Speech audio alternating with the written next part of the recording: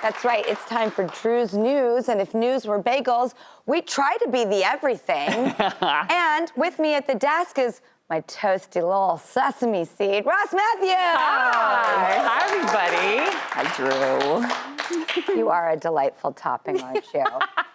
If I had a nickel, thank you. All right, we're gonna kick it off with Broadway, because we've got the news we've all been waiting for.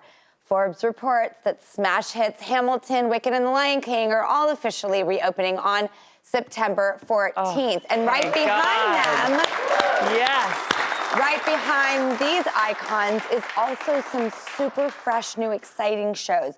6, very exciting. This is a huge play about Henry VIII's wives. Oh, wow. Yeah, and this is like the it show, and it's finally coming to New York on September 17th. There's so much buzz about it.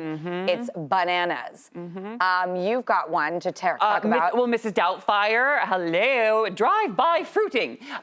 It's in previews on October 21st. We can't wait to see that. The Music Man with Hugh Jackman will finally start previews. And Sutton Foster. Yes. Side note, I was at dinner the other night, and Hugh Jackman was right over there. I know. Oh my God, a Hugh Jackman side? That's a good one, right? Oh, yeah. Yeah, I was so nervous. There's also Beetlejuice. Dear Evan Hansen's coming back. Well, it's so exciting because, you know, Broadway is so important, and it's just been, the city has just felt so empty without it, without the energy of it. I think we need more than ever, right, to be entertained. A show-stopping number sounds good right about now. So if you've never been to a Broadway show, I hope one day you get to experience it. I remember the first time just being like, that I saw, I couldn't believe what I was seeing. But there's great entertainment all around this country. So if it's coming back in Broadway, hopefully shows are coming back where you are as well. And just go out and support it. And there's such a variety. It's not just musicals now. You have kind of every single box to check as far as what you could be looking for on Broadway. So your taste will be met, which I love. Totally, and it just feels like it's just an incredible thing to see these reopenings after such a challenging year. But, you know, there may be one silver lining of 2020. Many people say this year made them into a better person. Good News Network reports a new survey of 2,000 Americans found that 64% said the struggles of 2020 made them actually more aware of others. 41% said that they actually helped a stranger across the street. 31% walked a neighbor's dog just to help. And listen to this stat. A whopping 87% said that they donated money from their paychecks, even though 3 out of 5 people experienced financial hardships. And this just goes to prove the power of humanity, don't you think? There's this sign I saw recently, and I can't get it out of my head, and I really want to share it with everybody. Here it is. It comes from an Instagram account I really love, El Arroyo Restaurant in Austin, Texas. Here's the sign. Ever notice that 2021 is pronounced 2021? Yeah. I do believe with all the catastrophe that happened, that we can't even begin to be sensitive enough, but to see on the other side of that coin that the polarity is that people have stepped up in ways that they simply were not doing before. That to me makes me feel like 2021 in behavior, optimism, possibilities, new ways for us to live and treat each other. And I just love this sign, and it's gonna stay with me for a very long time. By the way, it's also a great Instagram account to follow because they do everything from like super profound to just straight out funny. Why am I the only naked person at this gender reveal party? Do people who run marathons know they don't have to? That's funny. I don't have my ducks in a row. I have squirrels, and they're at a rave. It's a funny company, and I love the account, so you should follow them. Well, guess what, Drew? What? The people at El Arroyo are sending the love right back to you. What? Yes, they made a sign for you. Drew unto others as you would have them drew to you. Surprise.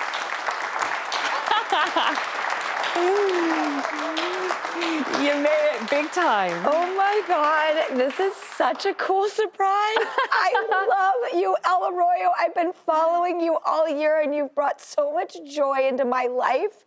And I can't believe I'm on your side. And by the way, wow, because you guys know humor, but this is like funny and cute and like heartfelt. Yeah. Oh gosh, thank you. Oh my God, I'm on the Ella Arroyo side. I knew you'd love that, Drew. And by the way, yeah, do unto others the way you want done to yourself. And I think that's the good news about 2020 is we started acting, perceiving, and behaving differently. And we started fighting for each other instead of with each other. Yeah, and I think we really realized when we couldn't have each other that we need each other. Yes, so congrats on your big sign, and I love that. I am literally, I want to get that framed. And the 2020, I can't believe it. Thank you guys so much. That is like a huge, huge honor for me. Well, I'm happy for you. Hey, and next we've got some new dating advice from Refinery 29. They talked to a relationship coach who says that while it's important to notice, this is interesting, you know, you always look for red flags in a relationship. Well, they say it's also important to look for green flags.